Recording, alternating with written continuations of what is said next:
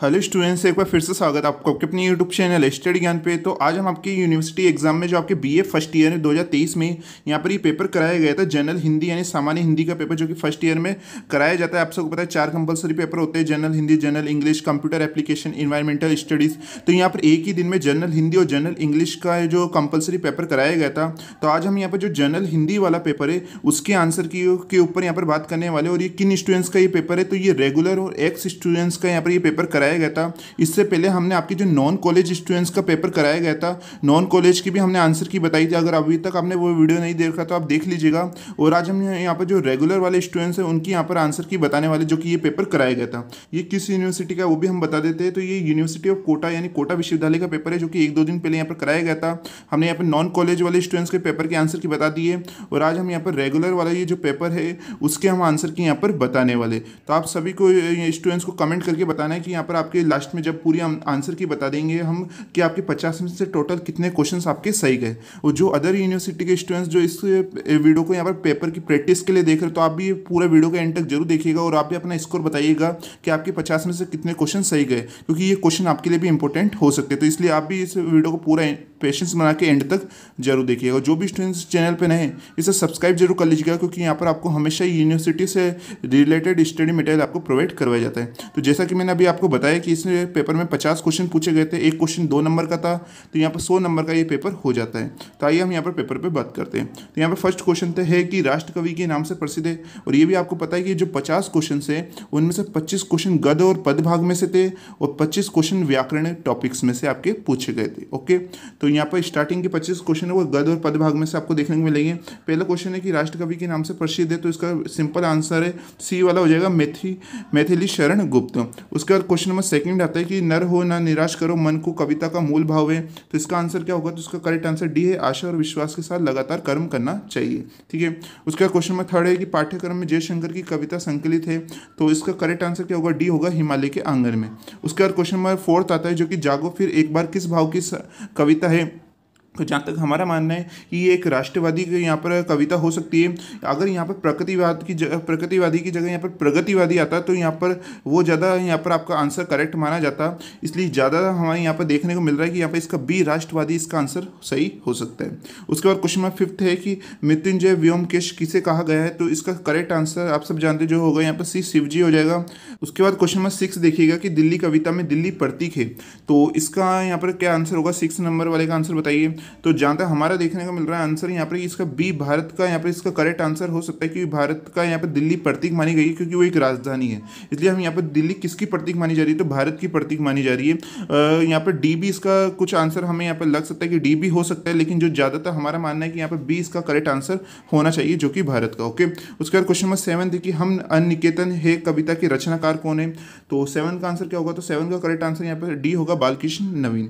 उसके बाद question number यहाँ पर 8 देखिएगा कि जो कि क्या है, कानपुर के नाना की लक्ष्मीबाई क्या लगती थी। तो 8 का आंसर बताइए। तो उसका करेक्ट आंसर यहाँ पर बी हो जाएगा, आपकी बहन लगती थी। ओके, उसके बाद क्वेश्चन नंबर 9 देखिएगा कि गीत फरोश शब्द का अर्थ है। तो 9 का आंसर बताइए। तो 9 का करेक्ट आंसर यहाँ पर आपका सी हो जाएगा, गीतों का व्यापारी। उसके बाद क्वेश्चन नंबर 10 आता है कि बाबा नागार्जुन का मूल नाम क्या था। तो 10th वाले का आंसर बताइए। तो इसका करेक्ट आंसर आपकी सी हो जाएगा, वेगनाथ मिश्र। उसके बाद क्वेश्चन नंबर 11 आता है कि बादल को घिरते देखा है कविता किस प्रसिद्ध रचना से प्रभावित हुई है।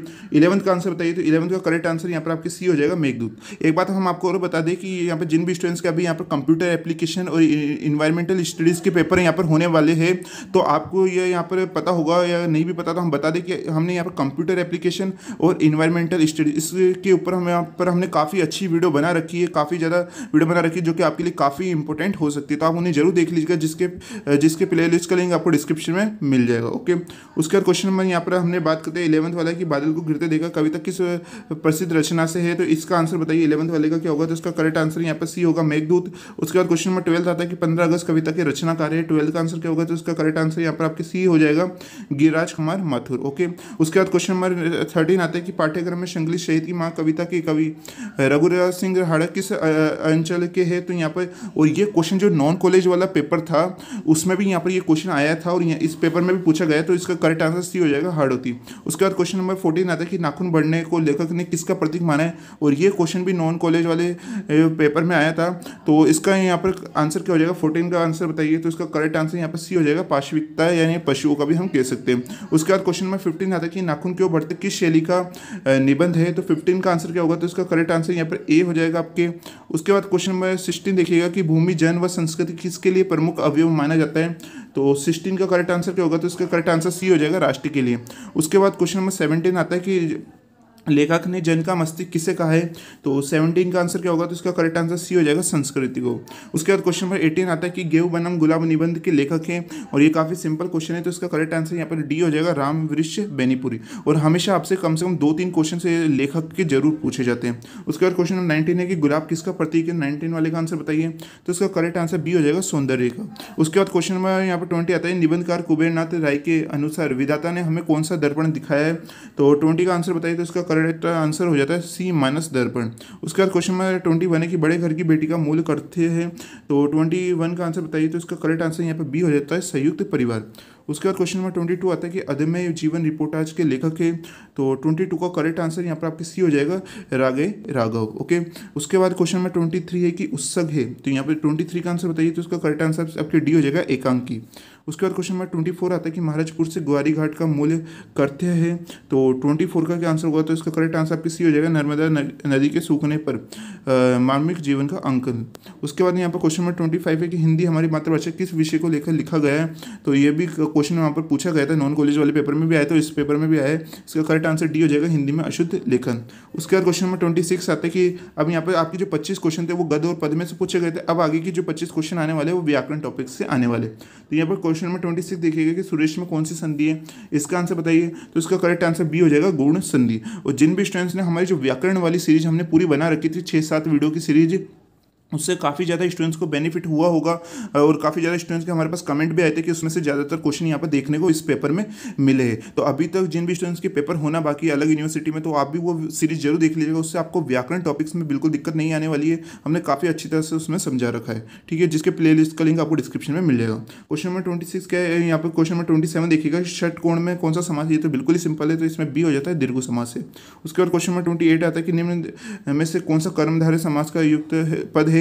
तो जो कर्मधारय समास में सबसे ज्यादा जो उदाहरण दिया जाता है वो कौन सा, नीलकमल का दिया जाता है। तो नीलकमल इसमें करेक्ट आंसर हो जाता है। अगर बात करें दिन और रात की, तो ये आपका द्वंद्व समास हो जाता है, ठीक है। चौपाई की बात करें तो ये आपका दीर्घ समास है, ठीक है। उसके बाद क्वेश्चन नंबर 29 आता है कि निर उपसर्ग का प्रयोग किस शब्द से नहीं हुआ है। तो 29 का आंसर बताइए। तो इसका करेक्ट आंसर आपके बी हो जाएगा, निरोग में आपके निर उपसर्ग का प्रयोग नहीं हुआ है। उसके बाद क्वेश्चन नंबर 30 आता है कि दुस्साहस शब्द में कौन सा उपसर्ग होगा। तो इसमें जो उपसर्ग है वो यहाँ पर आपके दुस उपसर्ग होता है, और ये कहीं भी ऑप्शन नहीं दे रखा है। तो इसका करेक्ट आंसर आपके क्या हो जाएगा, डी, कोई नहीं हो जाएगा। ओके। उसके बाद क्वेश्चन नंबर 31 है कि शब्द की रचना प्रत्यय से हुई है। तो 31 का आंसर बताइए। तो इसका करेक्ट आंसर आपके सी हो जाएगा, रचयिता में यहाँ पर आपकी क्या है, इससे यहाँ पर प्रत्यय से रचना हुई है, क्योंकि इसमें अयिता यहाँ पर आपकी प्रत्यय होता है। ओके। उसके बाद क्वेश्चन नंबर 32 है, देखिएगा कि पढ़ाई शब्द में प्रत्यय, और ये वाला क्वेश्चन जो नॉन कॉलेज वाले पेपर में भी पूछा गया था। तो आप देख सकते हैं कि काफी क्वेश्चन पेपर सिमिलर में देखने को मिल रहे हैं। तो क्वेश्चन नंबर 32 है, पढ़ाई में शब्द में कौन सा है यहाँ पर। तो इसका करेक्ट आंसर ए हो जाएगा, आई यहाँ पर इसमें प्रत्यय होता है। उसके बाद क्वेश्चन नंबर 33 है कि साध्य का विलोम शब्द क्या होगा, इसका आंसर बताइए। तो इसका करेक्ट आंसर आपके सी हो जाएगा, असाध्य। उसके बाद क्वेश्चन नंबर 34 है कि संश्लेषण का विलोम क्या होगा। तो इसका करेक्ट आंसर आपके सी हो जाएगा, विश्लेषण। ओके। उसके बाद क्वेश्चन नंबर 35 है कि पृथ्वी का पर्यायवाची है। तो इसका आंसर बताइए कि इन चारों में से पृथ्वी का पर्यायवाची कौन सा है। तो इसका करेक्ट आंसर डी हो जाएगा, अचल। ओके। उसके बाद क्वेश्चन नंबर 36 आता है कि बादल का पर्यायवाची नहीं है। तो जो बादल का पर्यायवाची कौन सा है, मेघ होता है, पयोद होता है, वारिद होता है, लेकिन जलज नहीं होता, जलद होता है, ठीक है। यह आप देखिएगा, जलद आपके है ना बादल का पर्यायवाची होता है, यहाँ पर लास्ट में दार है, तो ये आपका बादल का पर्यायवाची होता है, लेकिन जलज नहीं होता। जलज किसका होता है, कमल का होता है। इसलिए इसका करेक्ट आंसर क्या हो जाएगा, ए वाला हो जाएगा। उसके बाद क्वेश्चन नंबर 37 है कि निम्नलिखित में से शुद्ध है। तो ये क्वेश्चन तो मैंने आपको कितनी बार उज्ज्वल आपको बताया कि उज्ज्वल किस प्रकार से लिखा जाता है। हर क्लास में मैं आपको ये क्वेश्चन बताता ही था, क्योंकि ये क्वेश्चन काफी इंपॉर्टेंट होता है। तो जो इसका करेक्ट आंसर यहाँ पे आपकी सी हो जाएगा, उज्ज्वल इस प्रकार से लिखा जाता है। ये आप हमेशा याद रखिएगा कि उज्ज्वल में हमेशा दोनों ज है वो कैसे आते, आधे आते, और यही सही रूप होता है, ठीक है। तो क्वेश्चन नंबर सी यहाँ पे इसका करेक्ट आंसर हो जाएगा 37 वाले का आंसर। उसके बाद क्वेश्चन नंबर 38 है कि निम्न में से शुद्ध शब्द है। तो 38 का आंसर क्या होगा, उसका करेक्ट आंसर ए ये स्वाभाविक इस प्रकार से लिखा जाता है। उसके बाद क्वेश्चन नंबर 39 है कि निम्नलिखित में से शुद्ध वाक्य कौन सा है। तो जो ज़्यादातर हमें यहाँ पर देखने को मिल रहा है, इसका करेक्ट आंसर वो ए वाला होना चाहिए कि व्यायाम करने से अनेकों लाभ होते हैं। लेकिन कुछ बुकों में यहाँ पर ये वाला डी वाला आंसर भी देखने को मिलता है कि व्यायाम से अनेक लाभ होते हैं, लेकिन जहाँ तक हमारा मानना है इसका ए वाला आंसर इसका करेक्ट माना जाएगा। उसके बाद क्वेश्चन नंबर 40 है कि जिसका मूल्य ना आंका जा सके, तो 40 वाले का आंसर बताइए। तो इसका करेक्ट आंसर सी हो जाएगा, अमूल्य। ये तो आप अच्छी तरह से जानते हैं। अब लास्ट के 10 क्वेश्चन और बाकी है कि जिसको भेदना कठिन हो, इसका आंसर बताइए 41 का। तो इसका करेक्ट आंसर यहाँ पर आपके बी हो जाता है, दुर्भेद। ओके। उसके बाद क्वेश्चन नंबर 42 है कि शब्द युग्म का अली और आली का आपको अर्थ बताना है। तो 42 का ये क्वेश्चन मैंने कितनी बार आपको बता रखा है, तो इसका करेक्ट आंसर ए हो जाएगा, भोरा और सकी। और यहाँ पर जितने भी ज़्यादा क्वेश्चन देखेंगे आप, चाहे हमारी वो सीरीज हमने बना रखी है वीडियो की सीरीज व्याकरण टॉपिक से, आप देख लीजिएगा, ज़्यादातर आंसर आपको उसमें से देखने को मिलेंगे। पहला क्या है, 43 वाला शब्द युग्म प्रसाद और प्रसादा का क्या अर्थ है। तो ये क्वेश्चन में हमने बता रखा है। तो 43 का करेक्ट आंसर सी हो जाएगा, करपा और महल। उसके बाद क्वेश्चन नंबर 44 है कि अध जल घघरी छलकत जाए, कहावत का भाव्य है। तो 44 का जो करेक्ट आंसर सी हो जाएगा, अध ज्ञानी व्यक्ति ज़्यादा इतराता है। उसके बाद क्वेश्चन नंबर 45 है कि मुंह में राम बगल में छुरी लोकोक्ति का क्या अर्थ है। तो 45 का आंसर बताइए। तो उसका करेक्ट आंसर डी हो जाएगा कि कपटपूर्ण व्यवहार करने वाला व्यक्ति। अब लास्ट के 5 क्वेश्चन और है, जो कि क्या है 46 वाला है, अपना उल्लू सीधा करना। ये तो आपने काफ़ी बार ये मुहावरा सुन रखा है, उसका अर्थ भी आपको अच्छी तरह से पता है। इसका करेक्ट आंसर सी हो जाएगा, अपना स्वार्थ सिद्ध करना। उसके बाद क्वेश्चन नंबर 47 है कि आकाश पाताल एक करने का क्या आश्चर्य है। तो इसका करेक्ट आंसर ए हो जाएगा, पूरी शक्ति लगा देना। उसके बाद क्वेश्चन नंबर 48 लिखेगा कि निम्न में से तत्सम शब्द नहीं है। तो यहाँ पर आप देखिए कर्षक भी तत्सम शब्द होता है, काष्ठ भी होता है, अग्नि भी होता है, लेकिन घर है वो आपका तत्सम शब्द नहीं होता। ये कैसा शब्द होता है, तद्भव शब्द होता है। तो यहाँ पर इसका करेक्ट आंसर सी वाला हो जाता है। उसके बाद क्वेश्चन नंबर 49 है, लास्ट के 2 क्वेश्चन हो रहे कि निम्न में से तत्सम शब्द कौन है। अब इसमें से आपको बताना है। तो इसका करेक्ट आंसर सी हो जाएगा, आपके कर्ण कैसा होता है, तत्सम शब्द होता है। और आज का लास्ट क्वेश्चन है कि नोटिफिकेशन का हिंदी अर्थ क्या होगा। ये भी काफ़ी सिंपल है। तो इसका करेक्ट आंसर बी हो जाएगा, अधिसूचना। ये पारिभाषिक शब्दावली में से ये क्वेश्चन था। तो ये आज के हमने 50 क्वेश्चन आपको बताए। तो आपको कमेंट करके जरूर बताना है कि आपके 50 में से कितने क्वेश्चन आपके राइट गए। सभी स्टूडेंट्स को कमेंट जरूर करना है, चाहे आपके कम स्कोर गया हो चाहे ज़्यादा, आपको कमेंट करके जरूर बताना है। और आज का वीडियो आपको कैसा लगा वो भी आप कमेंट करके जरूर बताइएगा।